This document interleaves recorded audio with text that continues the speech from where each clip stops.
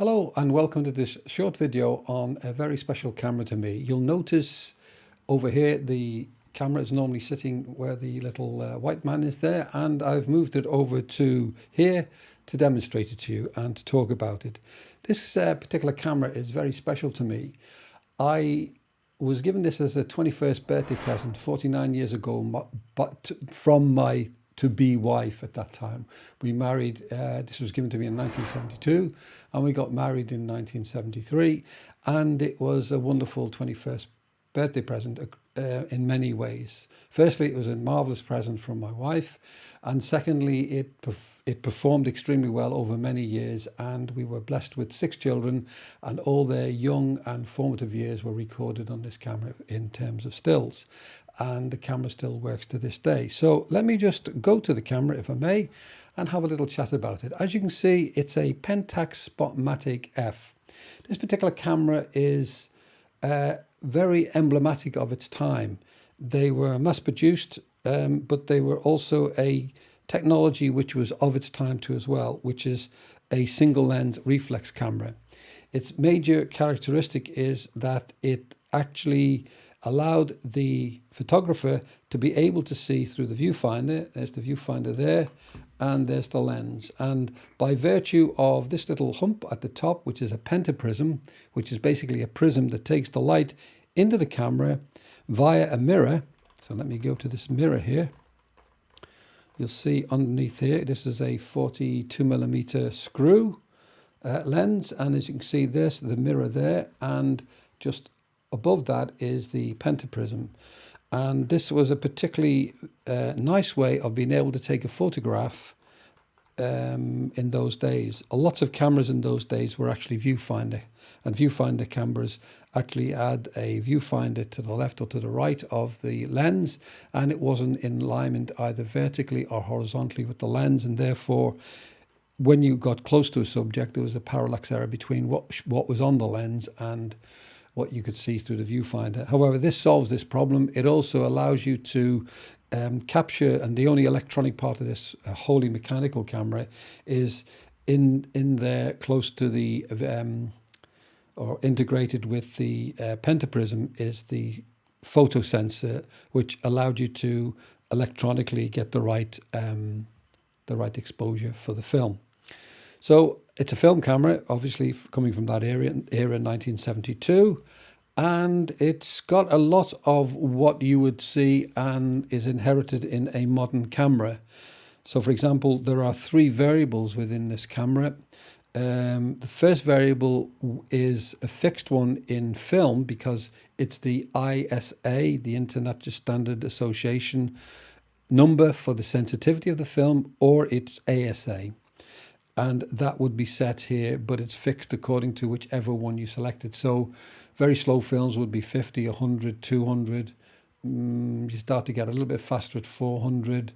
And then when you go higher to 1,000 and beyond, it tends to be a very fast film, but there's a trade-off in the amount of granularity you've got in the grain in the film. That was always a characteristic of the high-speed film. You had the advantage of it being sensitive, and therefore with less light, you got the right exposure.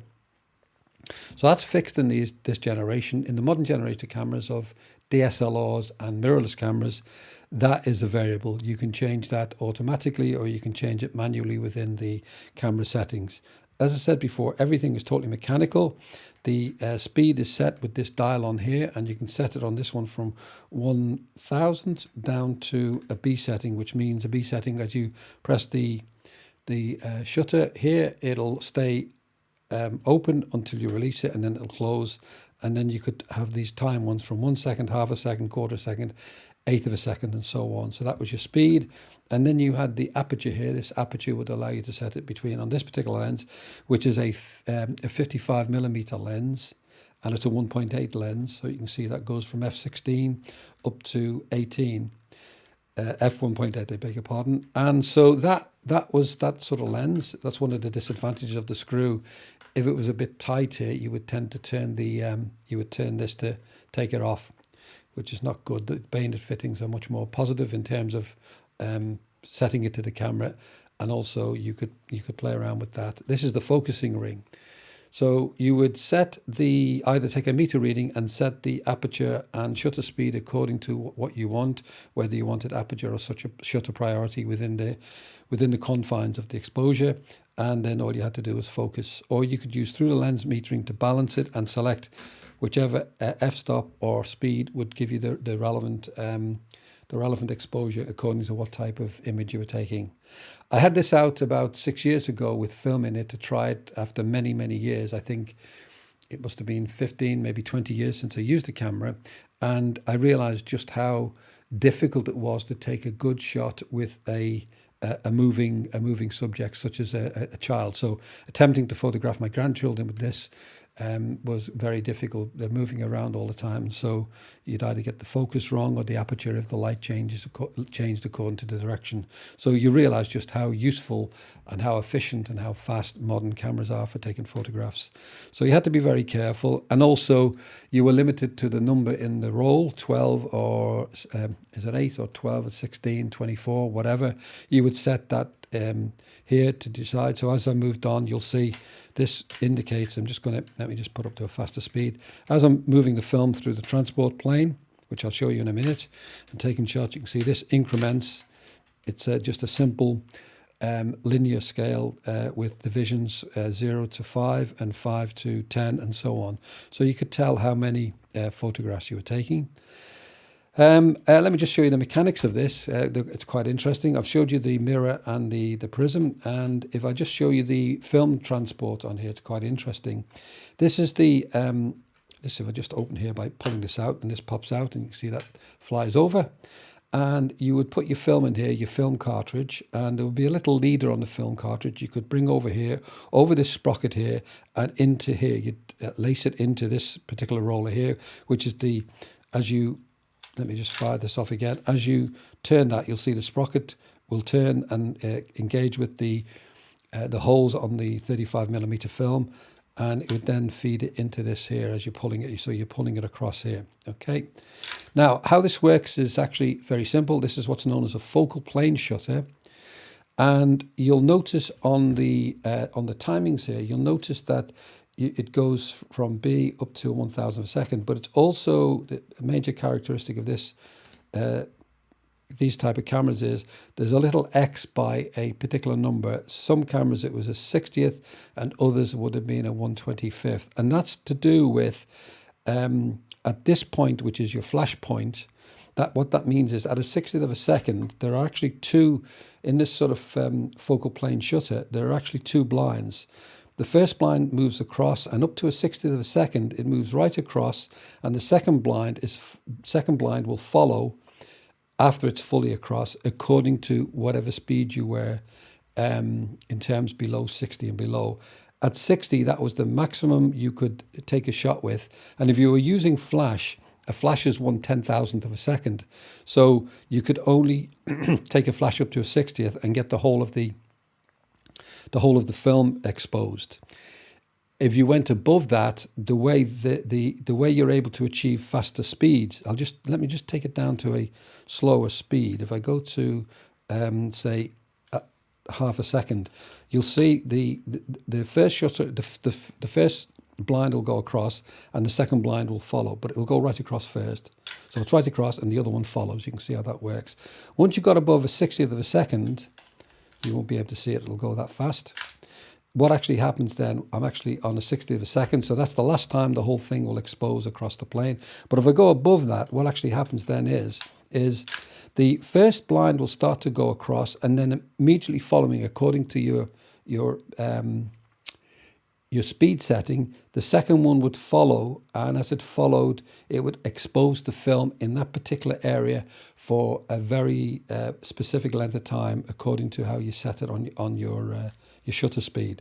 So that's how that worked, and it's pretty simple, pretty straightforward.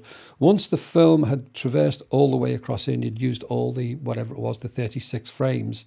You would then press this, and that would allow you to rewind it. You'd lift this up here. Let me just turn it around here and show you. You would lift this up here, and you would rewind this back into that. And as you can see, as I'm turning that, this would actually, you'd see it being dragged across here, and this is driven by the sprockets, and as it's going back over the sprockets, this will revolve to see that your film's going back. And once the film has left and gone into the roll, you would know this would stop turning. So all very mechanical and visual how this thing operates and how you would work it.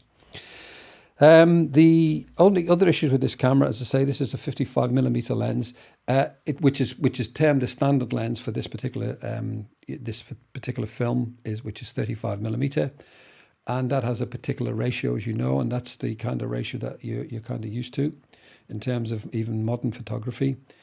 The 55mm lens is what they call a natural lens, 50-55. What you see is what you get. There would be no distortion in terms of either in terms of wide angle or long lens. Long lens will compress distances, and wide angles will fisheye, the landscape, around the image, as it were. So that's what they call a standard lens, and it works very well. There's your hot shoe for the flash there, and that would be synchronized when you shot that. This thing here is a timer. So if let me just set it to go. If I go to here and let it go, what will happen is, according to how far you bring this round, it will then fire the shutter automatically, which means you could walk away and take a self image. This is a depth of field preview. As I click this, you can actually see the blades of the iris there. So it'll actually, you can see that's the f16, and then the widest aperture is f1.8, so you don't see it. And that allows you to lock it up, and you can see exactly what's happening in terms of the aperture. Otherwise, it will automatically work once you've pressed the shutter. So that's it. So that's how that works. So that's basically it. I haven't anything more to say other than this has been a remarkable camera for me. I've thoroughly enjoyed owning it. It's been very instrumental in being part of the family, as I said before. And it's really a nice trip down memory lane for me with this camera. Very expensive camera for its time. It stood the test of time, and it's an interesting camera. Of very little value now, I guess. You maybe pick one between $50 and $200, depending upon the condition. But if you're interested in getting back into film photography, this is quite a good one to do that. You need a lot of patience and time to take a good photograph. There are variations on this particular model. This is the Pentax Spotmatic F. There are the 1000 and a few other variations of that. Some of these have a similar design. You could actually lift the pentaprism off, and there'd be a ground glass where you could actually look down and see the image projected onto the glass, which is quite nice to do. I've seen cameras that will do that. So that's it. I hope you've enjoyed the video. If you like, put your thumbs up, or put a thumb up on the video. You're welcome to comment, and if you wish to subscribe. Look forward to maybe seeing you in the next video, and I hope it's been interesting and useful, and you take care.